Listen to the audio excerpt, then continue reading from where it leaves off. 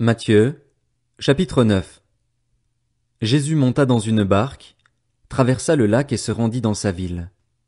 Des personnes lui amenèrent un paralysé couché sur une civière. Voyant leur foi, Jésus dit au paralysé, « Prends courage, mon enfant, tes péchés te sont pardonnés. » Alors, quelques spécialistes de la loi se dirent en eux-mêmes, « Cet homme blasphème. » Mais Jésus connaissait leurs pensées. Il dit, « Pourquoi avez-vous de mauvaises pensées en vous-même? En effet, qu'est-ce qui est le plus facile à dire? Tes péchés te sont pardonnés? Ou lève-toi et marche? Afin que vous sachiez que le Fils de l'homme a sur la terre le pouvoir de pardonner les péchés, lève-toi, dit-il alors au paralysé, prends ta civière et retourne chez toi. L'homme se leva et rentra chez lui. Quand la foule vit cela, elle fut émerveillée et célébra la gloire de Dieu qui a donné un tel pouvoir aux hommes. Jésus partit de là. En passant, il vit un homme assis au bureau des taxes et qui s'appelait Matthieu. Il lui dit, « Suis-moi. » Cet homme se leva et le suivit. Comme Jésus était à table dans la maison, beaucoup de collecteurs d'impôts et de pécheurs vinrent se mettre à table avec lui et avec ses disciples. Les pharisiens virent cela et dirent à ses disciples, « Pourquoi votre maître mange-t-il avec les collecteurs d'impôts et les pécheurs? » Mais Jésus, qui avait entendu, leur dit, « Ce ne sont pas les bien portants qui ont besoin de médecins, mais les malades.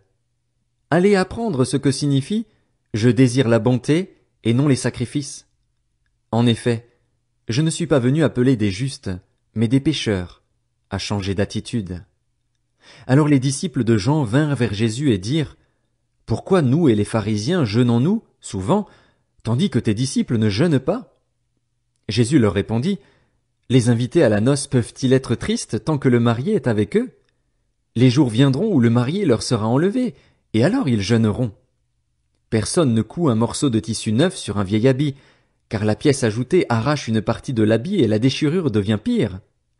On ne met pas non plus du vin nouveau dans de vieilles outres, sinon les outres éclatent, le vin coule et les outres sont perdues.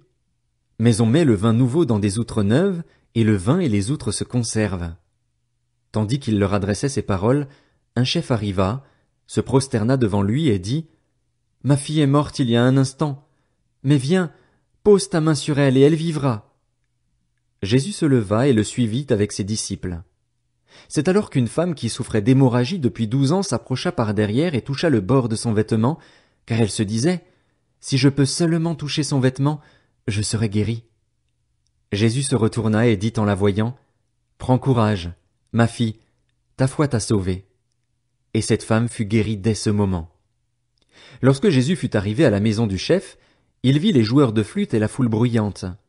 Il leur dit, « Retirez-vous, car la jeune fille n'est pas morte, mais elle dort. » Et il se moquait de lui. Quand la foule eut été renvoyée, il entra, prit la main de la jeune fille, et la jeune fille se leva. Cette nouvelle se propagea dans toute la région. Quand Jésus partit de là, il fut suivi par 2 aveugles qui criaient, « Aie pitié de nous, fils de David !» Lorsqu'il fut arrivé à la maison, les aveugles s'approchèrent de lui et Jésus leur dit, « Croyez-vous que je puisse faire cela? »« Oui, Seigneur, » lui répondirent-ils. Alors il toucha leurs yeux en disant, « Soyez traités conformément à votre foi. » Et leurs yeux s'ouvrirent. Jésus leur recommanda avec sévérité, « Faites bien attention que personne ne le sache. » Mais, à peine sortis, ils parlèrent de lui dans toute la région. Comme il s'en allait, on amena à Jésus un démoniaque muet. Il chassa le démon et le muet se mit à parler. La foule disait, émerveillée, « On n'a jamais rien vu de pareil en Israël. » Mais les pharisiens disaient, « C'est par le prince des démons qu'il chasse les démons. » Jésus parcourait toutes les villes et les villages. Il enseignait dans les synagogues, proclamait la bonne nouvelle du royaume et guérissait toute maladie et toute infirmité. À la vue des foules, il fut rempli de compassion pour elles, car elles étaient blessées et abattues, comme des brebis qui n'ont pas de berger. Alors il dit à ses disciples, « La moisson est grande, mais il y a peu d'ouvriers. Priez donc le maître de la moisson d'envoyer des ouvriers dans sa moisson. »